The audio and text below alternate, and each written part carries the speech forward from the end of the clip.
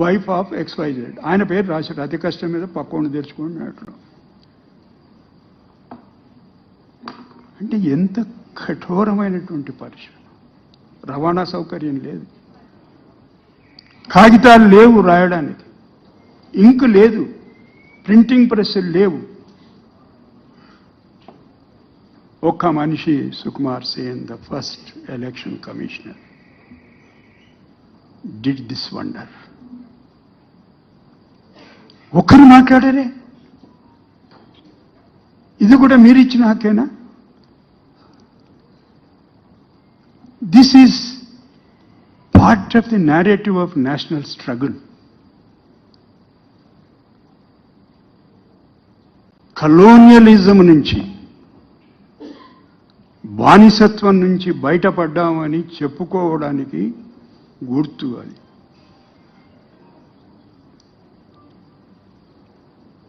ఇవన్నీ విషయాలను పక్కకు పెట్టి మేము ఏదైనా చట్టం చేస్తాం, మాకు మెజారిటీ ఉంది. Ours is not a majoritarian state. Ours is a multilingual, multicultural, multi-religious society. Constitution doesn't give power to anyone. Constitution's job is to limit your power. Revanth Reddy గారి ప్రభుత్వం ఉంది, ఇక్కడ మెజారిటీ ఉంది, చట్టాలు చేస్తున్నారు, సవాళ్లను ఎదుర్కొంటున్నారు. అది వేరే సంగతి, దాంట్లోకి నేను పోదలుచుకోను. ఒక చట్టం చేయొచ్చునా? రేపటి నుంచి ప్రతిపక్ష సభ్యులందరూ తల కిందికి కాళ్ళు మీదికి చేసి నడవండి. ఆయన ఒకవేళ అటువంటి చట్టం తేదలుచుకుంటే ఆయనకు మెజారిటీ ఉంది కనుక పాస్ అవుతుంది. Would it be constitutionally a valid legislation? ఇంత చిన్న సత్యాన్ని గ్రహించలేకపోతున్నారు అని నేను అనను. ప్రతి విషయం తెలుసు.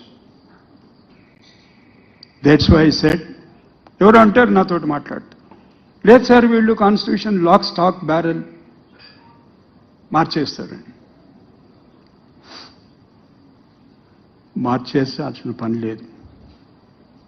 మార్చకుండానే విధ్వంస రచన కొనసాగించవచ్చు. నేనంటున్న మాట కాదు ఇది. బాబాసాహెబ్ నీది నవంబర్ 48 లెక్చర్ సమాధానం ఇస్తూ, నాగేశ్వరరావు గారు లేచేమో, ఏమండి ఇంత పెద్ద చాటభారతం రాసే మీరు ఎట్లా దీన్ని,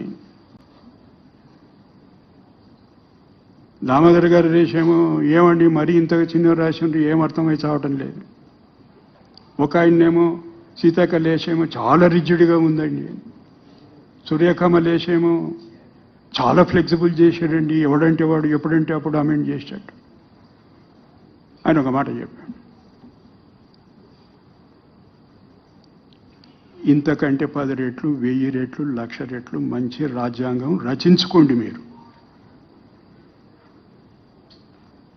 మంచి వాళ్ళ చేతిలో ఉన్నంత వరకే దానికి రక్షణ.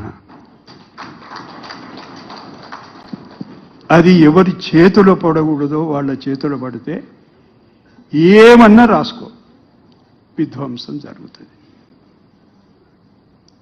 ఎట్లా దాన్ని అరికట్టేదంటే, ప్రజలు properly constitutionally legally prepared electoral roll. రాజ్యాంగానికి ఎలక్టరల్ రోలుకు ఉన్నటువంటి అవినాభావ సంబంధం.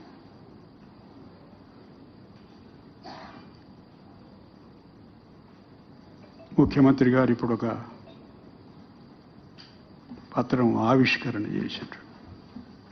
అది మీ ముందుంచి నేను, ఎందుకంటే ఈ మధ్యన ఏం పనిలేదు, ఎందుకంటే మేము కూడా బాగా ఉపన్యాసాలు ఇవి మొదలుపెట్టాం.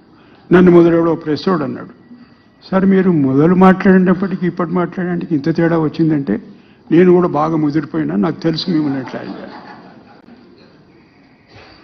అది ఏమిటి ఇప్పుడు వారు విడుదల చేసిన పత్రం అంటే హిందీలో ఇంగ్లీష్లో ఉంది. ఎంతమంది పార్లమెంటు సభ్యులున్నారో వాళ్ళందరికీ ఒక విజ్ఞప్తి చేసి వ్యక్తిగతంగా వాళ్లకు రాసినటువంటి ఉత్తరం వారు ఇప్పుడు రిలీజ్ చేశారు. అట్లా రాసేటువంటి హక్కు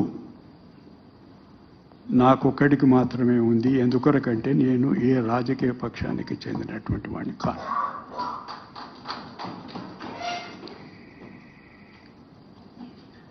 మీకందరికీ మీ సహనాన్ని పరీక్షించినందుకు మన్నించమని అడుగుతూ నమస్కరిస్తూ సెలవు.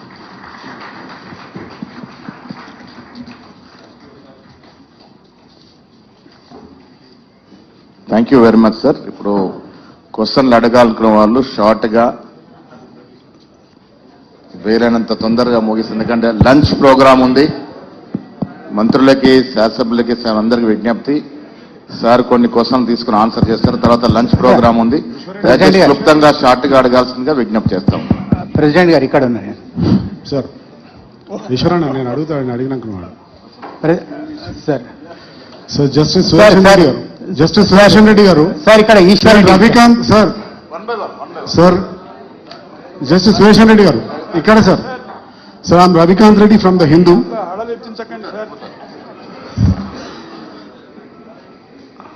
Sir I'm Ravikanth Reddy from the Hindu sir. Sir ఇక్కడ నుంచి చెప్పొచ్చునా అక్కడి నుంచే చెప్పండి sir please. Sir can I ask my question? Sir please by all means. Thank you sir. If Hindu doesn't ask, who will ask? Sir, you have, in fact, let me congratulate you first, sir. It was a brilliant speech, and it's always a pleasure to listen to you. It's been my privilege listening to you earlier also. Now, you are talking about, you quoted Dr. Ambedkar several times, and you're talking about Constitution being in danger at any way if it falls into, in the hands of the wrong person. So, in the present circumstances, what is the most pressing constitutional challenge that India faces? The most critical challenge the Constitution of India that's now facing is the issue which I have already touched upon it. The functioning, rather deficiency in functioning of that great constitutional institution, Election Commission of India. If it continues in the same direction, the democracy in this country would be in peril. That's what I believe. Thank you, sir. Sir, one question. Sir, Ishwar Reddy, sir. Sir, Ishwar Reddy. Sir ఇరుపక్షాల వాదనలు విన్న తర్వాతనే మీరు పేరు చెప్పేటప్పుడు Eshwar Reddy sir. Eshwar Reddy ఒకటి ఈటీవీయా ఏంటి ఏదో ఒకటి. నేను మన Telangana Telugu daily sir. Sir ఇరుపక్షాల వాదనలు విన్న తర్వాతనే మనకు ఒక అభిప్రాయం వస్తుంది తీర్పు ఏ విధంగా చెప్పాలని. అట్లాగే మీరు ఇరుపక్షాల మెజారిటీ అంటే